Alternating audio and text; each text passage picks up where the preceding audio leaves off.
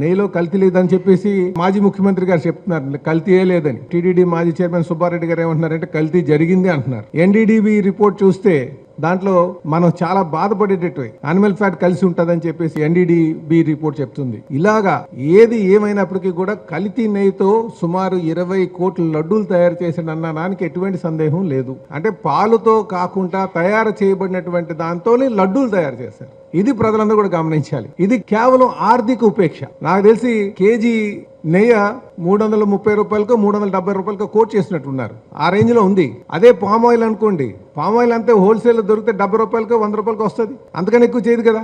ఆ కెమికల్ అంతా కలుపుకుంటే ఇంకో 70 రూపాయలు లేదా ఒక 100 రూపాయలు అయి ఉంటుంది. అంటే రమారమి ఈ కేజీ దగ్గర ఎంత ఆర్థిక ఉపేక్ష ఉందో ఒక్కసారి ప్రజలందరూ ఆలోచన చేసుకోవాలి. కేవలం డబ్బుల కోసం కకృతిపడి హిందువుల మనోభావాలను తాకట్టు పెట్టే విధంగా ఈరోజు మాకు బాధగానే ఉంది.